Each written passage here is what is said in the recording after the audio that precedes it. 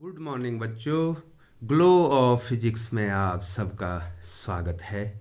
प्यारे बच्चों, आज का जो हमारा टॉपिक है वो है बच्चों एक अंक के प्रश्न हल सही, सॉल्व्ड 1 मार्क्स क्वेश्चन। प्यारे बच्चों, अब हमारी 2 अंकों की बोर्ड के लिए महत्वपूर्ण जो प्रश्न है उनकी सीरीज समाप्त हो चुकी है। अब बच्चों आपको 1 अंक के प्रश्न हल सहित मिलने वाले हैं। प्यारे बच्चों, तो चैप्टर वाइज हमने जो है आपको बोर्ड के अनुमानित जो परीक्षा में संभावित पूछे जाने वाले प्रश्न हैं उनकी जो है एक सीरीज बनाई है चैप्टर वाइज। तो बच्चों चैप्टर 1-2 पहला चैप्टर है इलेक्ट्रिक चार्जेस एंड फील्ड्स, विद्युत आवेश तथा क्षेत्र। दूसरा है electrostatics, electrostatic potential and capacitance, स्थिर वैद्युत विभव तथा धारिता। प्यारे बच्चों, 1 अंक का ये देखिए बच्चों, आपको दिखाई दे रहा होगा, ये तो आपने नोट कर दिया होगा बच्चों। अब 1 अंक का 1 क्वेश्चन यहाँ से पूछा जाना है बच्चों। तो बच्चों मैं आपको जो है इन प्रश्नों के उत्तर भी बताऊंगा, तब तक जो है बच्चों आप जो है क्वेश्चनों को लिख देंगे। तो पहला क्वेश्चन आपके मोबाइल स्क्रीन पे ये क्वेश्चन नंबर 1, वैद्युत आवेश का न्यूनतम संभव मान क्या होता है? ठीक है बच्चों, वैद्युत आवेश का सबसे छोटा जो मान है वो E plus minus 1.6 into 10⁻⁻19 coulomb होता है बच्चों। ये इलेक्ट्रॉन का आवेश भी हो सकता है और ये प्रोटॉन का भी आवेश हो सकता है बच्चों। ठीक है बच्चों, परिमाण में इलेक्ट्रॉन और प्रोटॉन का आवेश बराबर है लेकिन वो विपरीत हैं। ठीक है बच्चों, तो छोटा सा आवेश, न्यूनतम संभव आवेश आपका 1.6 10⁻⁻19 कूलाम। तो प्यारे बच्चों आपने लिख दिया होगा। क्वेश्चन नंबर 2 की ओर चलते हैं बच्चों, हल सहित आपको मिलने वाला है। किसी माध्यम में 2 वैद्युत आवेशों के बीच वैद्युत बल F है। ठीक है बच्चों, वैद्युत बल क्या है? F है। ठीक है, उनके बीच की दूरी D है, बल F है और दूरी D है। इनको कितनी दूर रखा जाए ताकि वैद्युत बल, 2 क्वेश्चन मैंने एक साथ बना दिए हैं बच्चों। इनको कितनी दूरी पर रखना है, मतलब आपको दूरी ज्ञात करनी है कि ये बल दुगना हो जाए और ये बल आधा हो जाए। ठीक है, क्या करने पे? दूरी को निकालना आपने। ठीक है बच्चों, D पहले वाली दूरी है, अब आपने दूरी निकालनी है जिससे बल दुगना हो जाए और बल आधा हो जाए। बहुत इंपॉर्टेंट क्वेश्चन है बच्चों। तो प्यारे बच्चों हल की ओर ले चलते हैं। क्योंकि जो ये बल होता है बच्चों F, जो कूलाम का बल होता है 1/4πε0 के Q1 Q2 अपॉन R²। ठीक है बच्चों, यदि जो है 1/4πε0 के, जहाँ के जो है माध्यम का परावर्तनांक है, अगर निर्वात हो जाए तो 1/4πε0 का मान 9 × 10⁹ हो जाता है।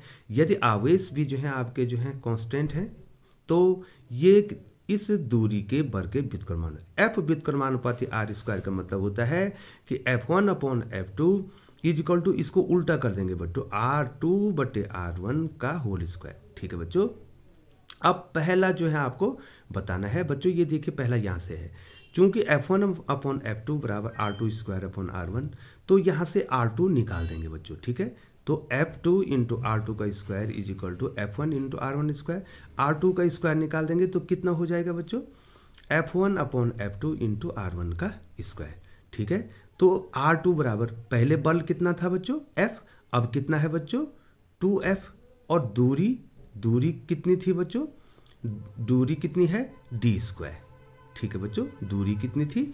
D² थी। तो क्या हो गया बच्चों? F से F कैंसिल हो गया, तो ये कितना हो गया बच्चों? R2 बराबर क्या हो गया? R2 बराबर, ये देखो R2 बराबर हो गया d²/2। तो R2 क्या हो जाएगा बच्चों, इसका वर्गमूल हो जाएगा, d²/2 हो जाएगा। तो d² का वर्गमूल d आ गया और इसका वर्गमूल आ गया वर्गमूल 2। अब दूसरा भाग है वही R2 का स्क्वायर बराबर, यही फॉर्मूला लगाएंगे, F1/F2 इंटू R1 का स्क्वायर। यहाँ पर बल कितना हो रहा है, पहले बल F था, अब बल आधा हो रहा है।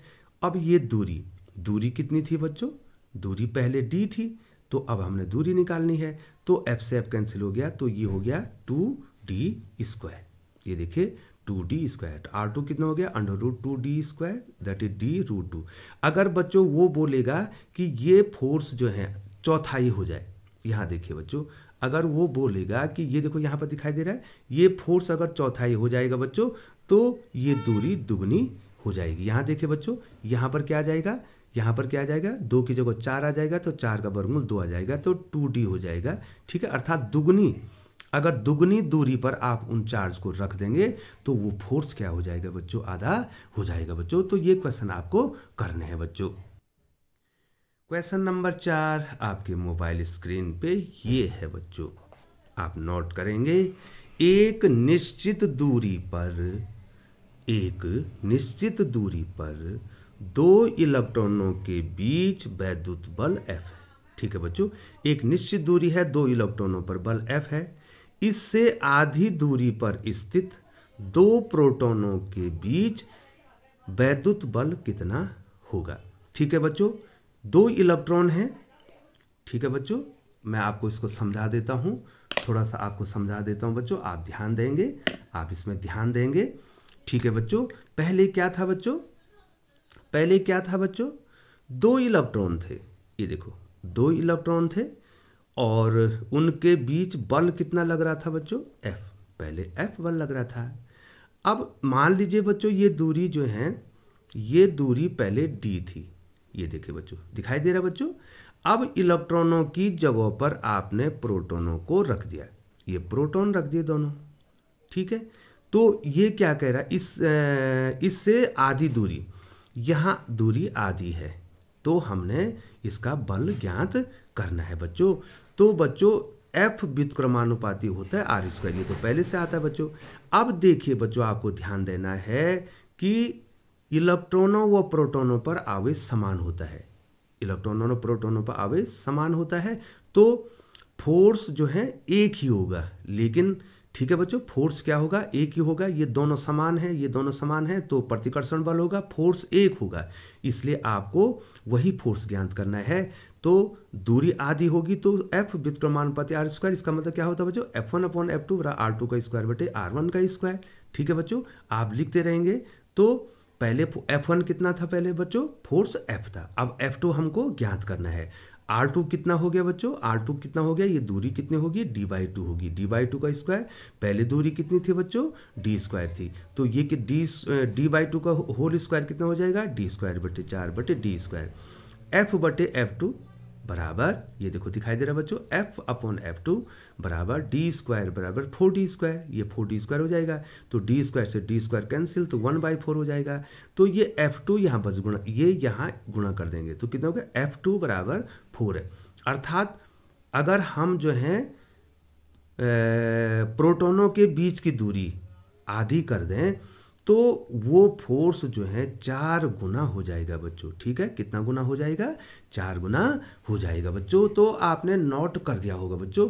तो 2 नंबर में भी पूछा जा सकता है, बहुत ही इंपॉर्टेंट क्वेश्चन है प्यारे बच्चों। मैं आपको बता दूं कि जो 1 नंबर के क्वेश्चन है वो बहुत ज़्यादा क्वेश्चन है और आपको केवल 8 मार्क्स देने हैं। लेकिन बच्चों, आपको आने वाले कंपटीशन के लिए एक बैकग्राउंड बनेगा, यहाँ से आपका जो है कॉन्सेप्ट क्लियर होगा और आने वाली प्रतियोगिता या प्रतियोगी जो कॉम्पिटिटिव एग्जाम्स हैं बाबा, तो वहाँ क्या होगा बच्चों, वहाँ जो है ये आपके लिए काम आने वाले हैं बच्चों।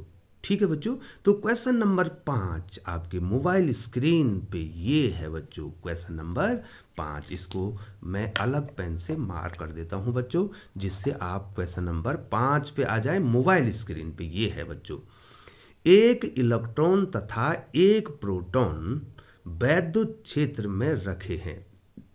क्या रखे हैं बच्चों? एक इलेक्ट्रॉन को भी वैद्युत क्षेत्र में रखा है और एक प्रोटॉन को भी वैद्युत क्षेत्र में रखा है। किसका त्वरण अधिक होगा? तो बच्चों त्वरण किस पर निर्भर करेगा? उसके मास पे निर्भर करेगा बच्चों। ठीक है बच्चों, किसका दोनों को वैद्युत क्षेत्र में रखा गया है, इलेक्ट्रॉन और प्रोटॉन को, तो किसका त्वरण अधिक होगा ये हमने करना है। तो बच्चों ध्यान दीजिए, यहां पर मैंने क्या लिखा बच्चों? आंसर क्या है? दोनों पर आवेश का परिमाण क्या है? समान है। ठीक है बच्चों, 1.6 10⁻⁻19 कूलाम है। तो बल कितना होता है वैद्युत क्षेत्र में बच्चों? F बराबर ई, क्योंकि E बराबर होता है F/Q0। Q0 की जगह पर E है तो F बराबर ई। ये फोर्स क्या होगा? समान होगा। ठीक, परिमाण समान है तो फोर्स समान होगा। प्रकृति है ना, अलग हो सकती है लेकिन फोर्स क्या होगा? समान होगा। अब बच्चों F = ma के अनुसार, न्यूटन का दूसरा नियम F = ma के अनुसार A कितना हो जाएगा? F/m।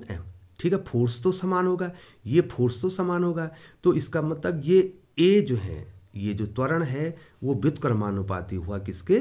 उनके द्रव्यमान के बच्चों। अब देखो द्रव्यमान किसका ज़्यादा? जिसका द्रव्यमान ज़्यादा होगा उसका त्वरण कम होगा। इलेक्ट्रॉन का द्रव्यमान तथा प्रोटॉन का द्रव्यमान, अब आपको देखना है, इलेक्ट्रॉन का द्रव्यमान कम तथा प्रोटॉन का द्रव्यमान अधिक है। ठीक है, प्रोटॉन का द्रव्यमान क्या है? अधिक है, तो उसका त्वरण कम होगा, और इलेक्ट्रॉन का द्रव्यमान कम है तो उसका त्वरण अधिक होगा। ठीक है, अथवा इलेक्ट्रॉन का त्वरण अधिक और प्रोटॉन का त्वरण कम होगा। ये मैंने लिख भी रखे हैं बच्चों।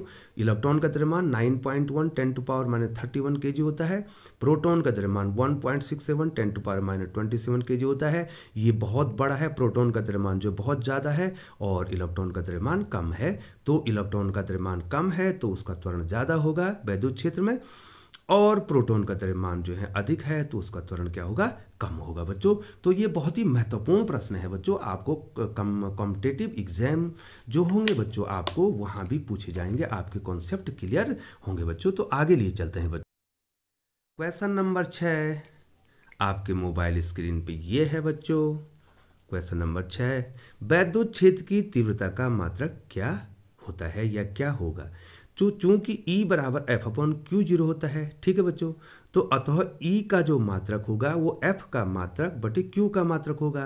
F का मात्रक न्यूटन होगा, Q का मात्रक कूलाम हो गया, तो मात्रक क्या हो गया? न्यूटन पर कूलाम या न्यूटन पर कूलाम। ठीक है बच्चों, ठीक है बच्चों। आगे क्वेश्चन नंबर 7 आपके मोबाइल स्क्रीन पे ये है बच्चों।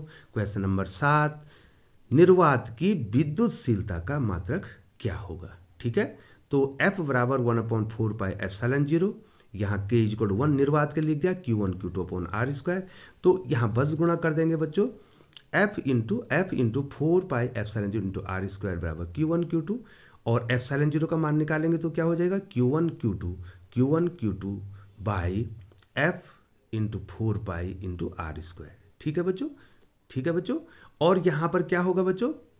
यहाँ पर जो है 4π का जो है कोई मात्रक नहीं होगा, 4π का कोई मात्रक नहीं होगा। F का मात्रक न्यूटन हो गया, r² का मात्रक मीटर स्क्वायर। तो अब Q1 Q2 है तो Q1 Q2 क्या हो जाएगा बच्चों? कूलाम का स्क्वायर बटे F का मात्रक हो जाएगा न्यूटन और r² में मीटर, तो कूलाम स्क्वायर पर न्यूटन मीटर स्क्वायर इसका मात्रक हो जाएगा।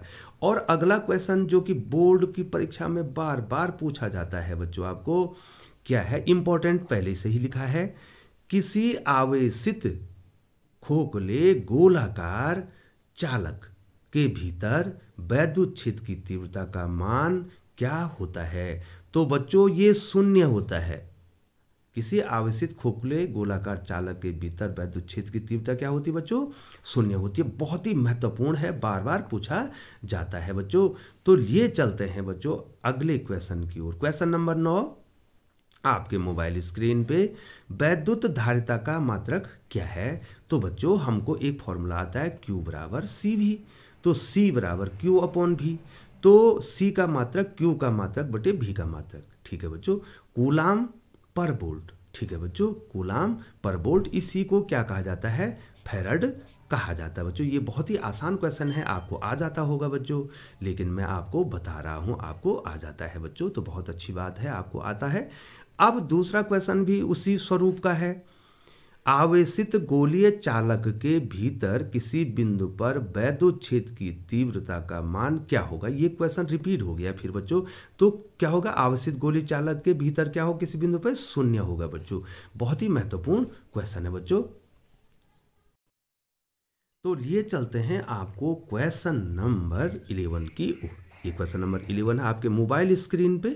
क्या कहता है बच्चों, यदि आवेशित संधारित्र की प्लेटों के बीच की दूरी कम कर दी जाए, संधारित्र के प्लेटों के बीच की दूरी कम कर दी जाए तो प्लेटों के बीच का विभवांतर किस प्रकार प्रभावित होगा। यदि प्लेटों के बीच की दूरी को हम क्या कर दे, कम कर दे, तो संधारित्र के प्लेटों के बीच जो विभवांतर उत्पन्न हो रहा है उस पर क्या प्रभाव पड़ेगा। प्यारे बच्चों, आपने स्क्रीनशॉट ले लिया होगा और लिख भी दिया होगा बच्चों। तो थोड़ा सा बच्चों इसमें टाइम लगने वाला है, क्योंकि हमको हल भी बताने हैं आपको। आंसर देखो बस, ये संधारित्र की समांतर प्लेट संधारित्र की धारिता का व्यंजक है।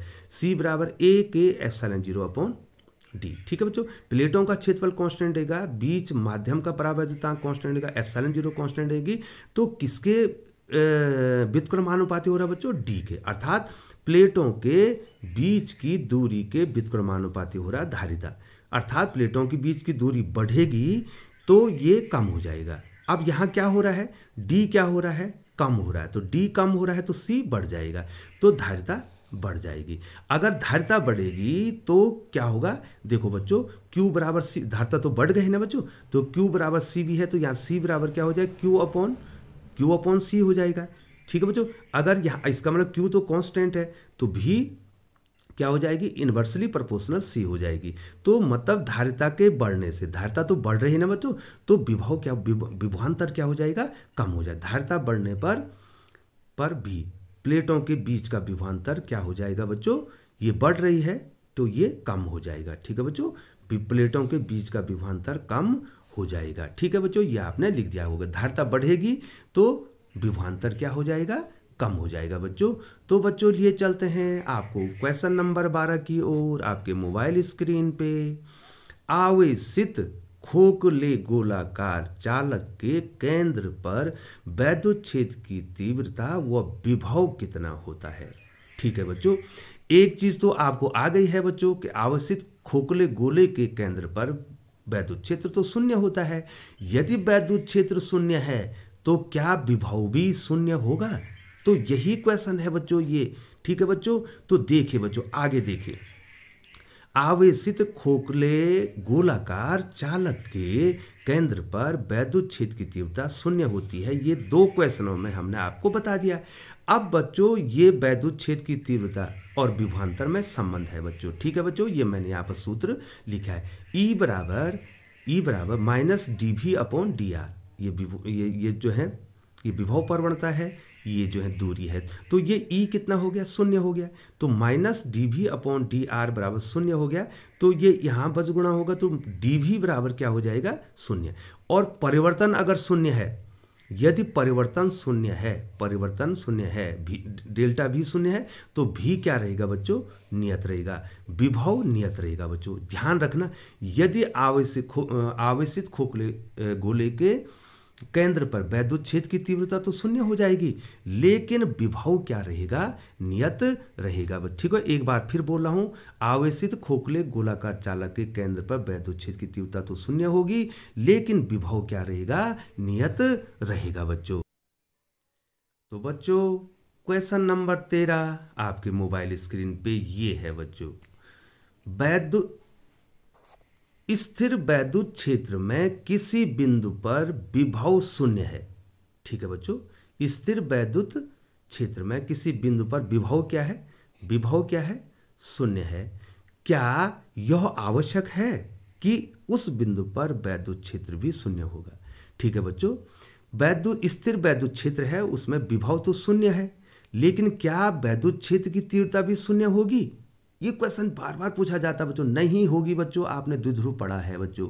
तो इसका आंसर क्या होगा, ऐसा होना आवश्यक नहीं है, क्योंकि द्विध्रुव की निरक्षीय स्थिति में वैद्युत विभव तो शून्य होता है, लेकिन वैद्युत क्षेत्र शून्य नहीं होता है बच्चों। ठीक है, विभव तो शून्य हो गया, लेकिन वैद्युत क्षेत्र कितना होता है द्विध्रुव की निरक्षीय स्थिति में? E बराबर 1/4πε0 के P/RQ होता है बच्चों। ठीक है बच्चों, तो प्यारे बच्चों जो है ये वीडियो लंबी हो रही है, इसलिए बच्चों क्वेश्चन नंबर 14 अगली वीडियो के लिए हमने रखा है। तो बच्चों आप चैनल पर बने रहें और इन क्वेश्चनों का आनंद उठाएं, और क्वेश्चन नंबर 14 अगली वीडियो के लिए। तो बहुत बहुत धन्यवाद बच्चों।